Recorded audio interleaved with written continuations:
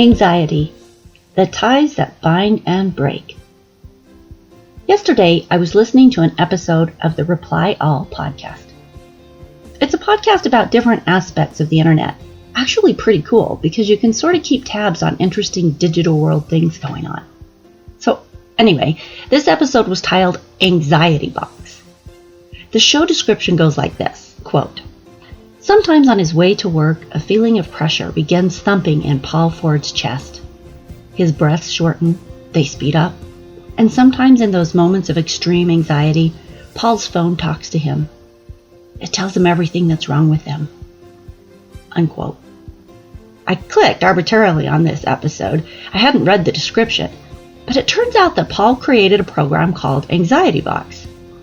Stay with us to find out what this is and a surefire way to break that tie that binds. Stories are our lives in language. Welcome to the Love Your Story podcast.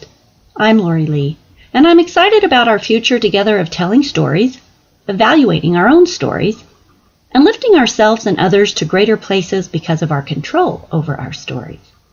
This podcast is about empowerment and giving you, the listener, ideas to work with in making your stories work for you.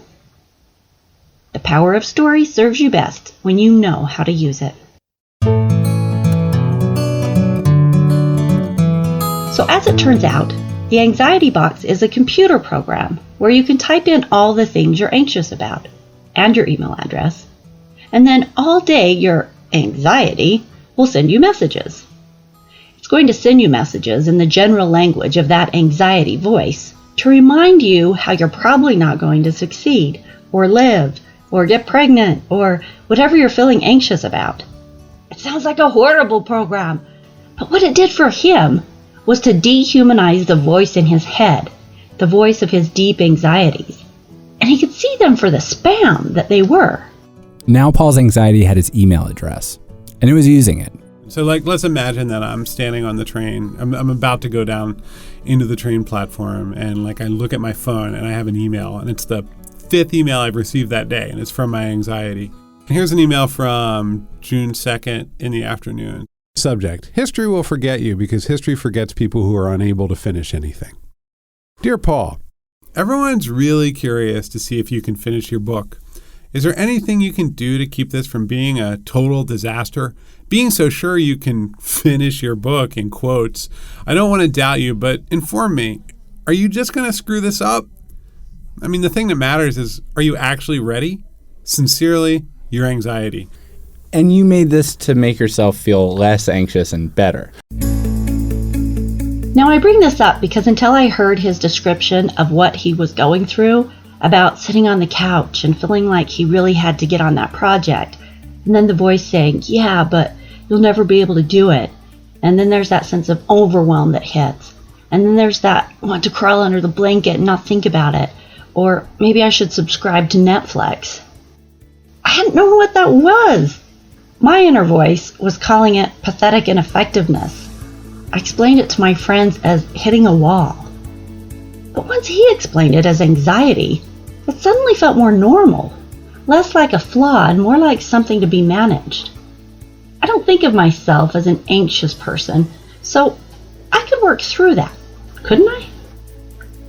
The Atlantic magazine calls anxiety America's most common mental illness. That sounds pretty normal. For the last 3 months, I've had a list of things that need to be done on this podcast that I am completely inexperienced in.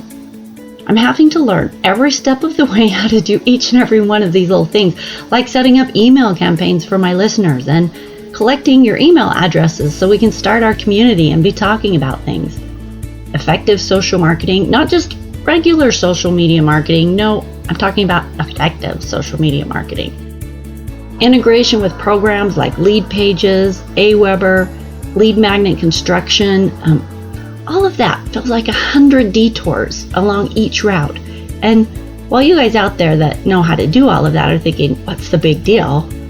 For those of us who don't know how to do all of that, there's a deep anxiety around figuring it out.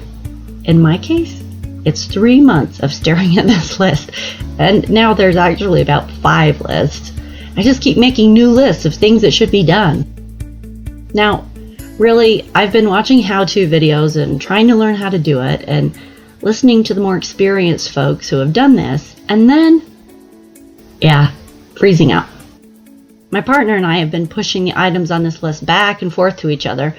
Neither of us know how to do them. So basically, stuff's not getting done. Okay, so a few days ago, I was talking to my son, and I told him that I wished he knew how to do all of this so I could just hire him to take over this segment of the project. He asked how long I thought it would take him to learn it. As I explained that I had all the learning resources available, I had all the videos showing how and all the reports that could walk you through it, I realized that because he's an incredibly smart and focused person when he wants to be, that he could potentially get all this done within a couple of weeks. It's been 3 months of sitting here and looking at the list in frustration and anxiety, and I'm still just looking at the list. It dawned on me that it probably wasn't as sinister as it seemed once I started talking about it, but that didn't really change the fact that I could only stare at the list and imagine a fairy godmother swooping in with a wand. So, I'm sharing this because it's a real life story of my anxiety. It's an example of what many of you also deal with on a daily basis, especially if you're leaning into possibility, creating big things in the world, getting in the arena and making things happen. We've talked about the one-liners in our heads that complain and remind us why we couldn't, shouldn't, or wouldn't go for that. And here is a bold, blaring, anxiety-ridden example. From the outside, other people's anxieties often seem minuscule. I mean, I look at the person, I see how capable they are, and it's hard to believe that they're letting some arbitrary voice in their head scare the crap out of them and immobilize them into a space of self-doubt. That's often how I feel when I'm coaching or watching others going through a growth process. I see all their beauty, all their skill, all their heart, and all their desire, and I don't feel the doubt they feel in themselves. On the contrary, I see their power, I see their possibility, I see crazy success and awesome lives ahead of them. But before they can get there, they have to see that in themselves. And even when we do see it in ourselves, every day we're still dealing with that voice that Paul Ford refers to as the robot spam voice that creates all the fear and the doubt inside us. In the podcast episode, he admits to hitting reply to those emails his anxiety sends to him and tells them to shut the up. Sometimes he sends that email response over and over. It's his battle with his anxiety. So here's the obvious irony for me. I'm so afraid of wasting time that I don't embark on the project because it may not work out and I will have wasted the time I spent trying to figure it out. So I sit and stare at the list of projects that need to be done, completely wasting time. In this case, 3 months now because I haven't jumped into the projects. And it reminds me of my second husband. He was so afraid of losing me that he didn't want to talk. He didn't want me to talk to other people. He didn't want me to have friends for fear that I'd like them more than I liked him. He tapped my email accounts and sent scathing emails to anyone he felt I'd been too friendly to. He put a stranglehold on me in an attempt to make sure I never left him, which of course had the opposite effect. Which brings me to the point, too often our fears and anxieties create the exact situation we are afraid of. So, what are you afraid of right now in your life? What are you anxious about? How are you responding to that anxiety? How is your response to the anxiety contributing to the outcome you want or don't want? Think about that for just a second. Go ahead, pause the podcast, and think about those questions.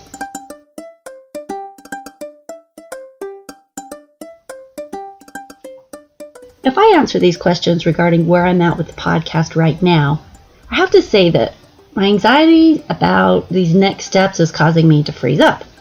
Freezing up is causing me to waste time and slow down the growth of the podcast and the Love Your Story movement. So, the solution? Thaw the freeze and start moving forward, even if it's one baby step at a time, because action creates motivation. Sometimes people get that switched around and think once they're motivated, they're going to start with the action. But in reality, action creates motivation. it gets us moving, and with that movement, we pick up speed.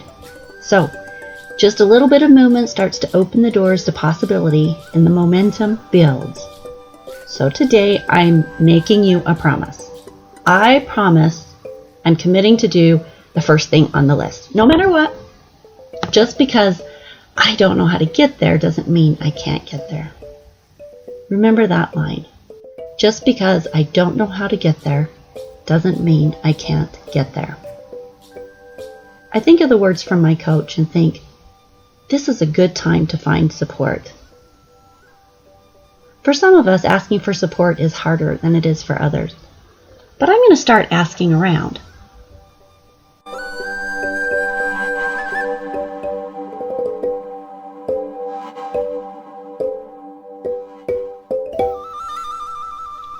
A few days later, I've got a lunch set up with Mel the Marvelous. She's a people connector, and she has so many contacts that she's even going to give me a little guidance in hooking me up with someone who could help me do all of these things I don't know how to do, and maybe even help me find some sponsors for the podcast. So, Mel, so I'm stuck in this space where I really need help getting some of these things off my plate. Like, I'm good at content creation. I'm not so good at social media marketing and email campaigns. And I'm just sort of hitting this wall where I need support. I don't know. What are your thoughts?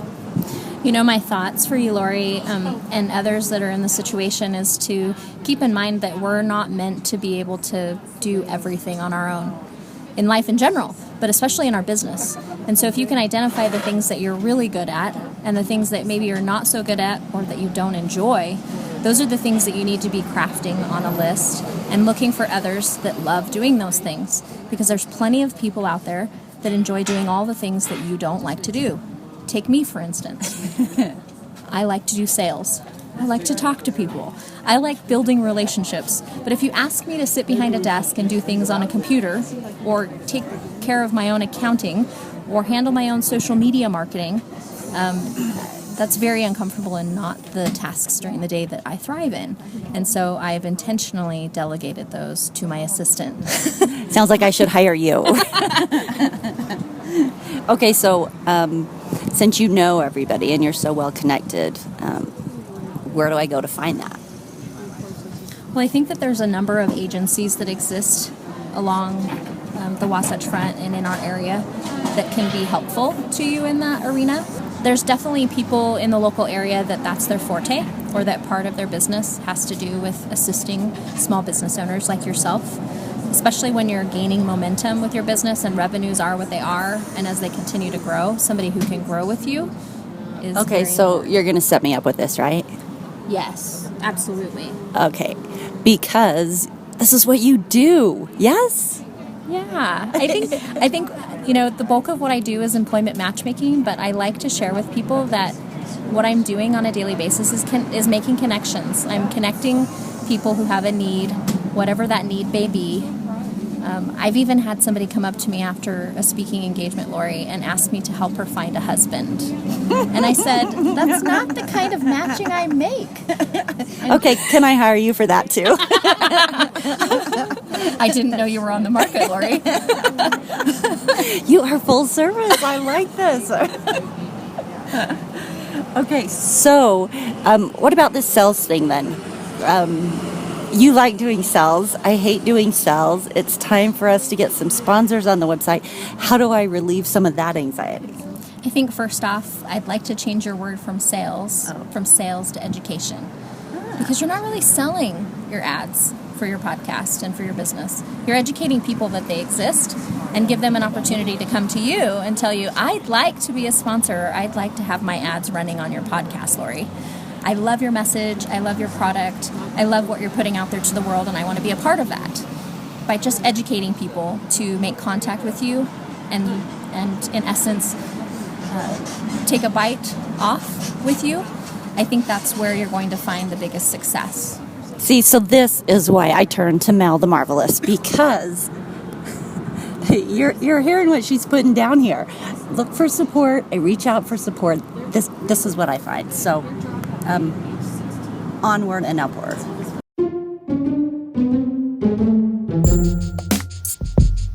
This support thing was a good idea. After I had lunch with Mel, I set up a meeting with this social media expert, and Mel started educating some of her contacts about the chance for sponsorships and working with Love Your Story. I'll let you know how all of that goes. But for sure, there was a bite out of the anxiety. Action had been taken. Chris Ducker, the mastermind of Upreneur, a community of entrepreneurs online, said, quote, "As much as we enjoy hearing about the self-made man or woman, the reality of things is that collaboration and connection will always play a role in our success. Bottom line, without others, dreams remain dreams. And the same goes for you. That means whatever you're pursuing, whatever you're wanting, whatever's keeping you awake at night because you can't stop dreaming about it, you're going to need to enlist the help of others to get it." Unquote. Do you know who Diana Nyad is? In 2013, she was finally on her 5th try. She did what no one else had ever done. She swam from Cuba to Florida without a shark cage. It was 53 hours of straight swimming, 110 miles. She had been training and trying for years to make this swim, and by the time she did it, she was in her 60s. She gave a TED Talk after this, and she talked repeatedly about the work her entire team did to make it happen. It's amusing to me that journalists and people, before these attempts often, ask me, well, are you going to go with any boats or any people or anything? And I'm thinking, what are they imagining? That I'll just sort of do some celestial navigation and, carry a Bowie knife in my mouth, and I'll hunt fish and skin them alive and, eat them, and maybe drag a desalinization plant behind me for fresh water. Yes, I have a team. And the team is expert. And the team is courageous and brimming with innovation and scientific discovery, as is true with any major expedition on the planet. A 35-person support team who had worked with her over the years. "I didn't do it," she said. "We did it. It looks like the most solitary endeavor in the world, and in many ways it is, but in other ways, the most important ways, it's a team. And if you think I'm a badass, you should meet Bonnie." Unquote. From what I can ascertain, I think Bonnie is her team manager. She had scientists and sports scientists, endurance experts, neurologists. She had support, a cheering squad, an entire team working with her. Did she have moments of anxiety? Oh, you bet she did. Swimming in shark-infested waters with the most poisonous jellyfish in the world surrounding you, not to mention the pure exhaustion of the swim, day and night, not stopping. I can't even imagine. We don't accomplish big things or important things without struggle, without moments of anxiety, fear, and not knowing how to get there. That's just part of the journey. But the story has more than one character. The cast of the story is not just the hero, the self-made man or woman like Chris Ducker was speaking of. We want our stories to have fairy godmothers who bring us just what we need when we need it, and woodsmen who save us from the wolves, and Jiminy Crickets who remind us of the best decisions, and Merlins to work their magic. Anxiety is a real life part of life and making shit happen, and often the answer to breaking that tie that binds us is to ask for support, reach out, pray, let people know what you need. You might be surprised what you find when you head out looking for support. I'm still always surprised, but it's also those moments when other people show up big that my bonds with hope, God, and my fellow story characters grows 2 sizes. It's then that I don't feel so alone, that I can keep moving forward. Life is best played as a team sport. This week's challenge is for those of you feeling anxious about something, anything. Determine the story around your anxious feelings and then take a step forward in finding the support you need toward the solution. Just try it. What have you got to lose but a little anxiety? Nothing changes until we do something different. Have a good week out there making your stories better. Remember, you're just where you need to be right now. Now head to www.loveyourstorypodcast.com and leave your thoughts and comments on this episode. We want to hear from you. Have a great week telling your story.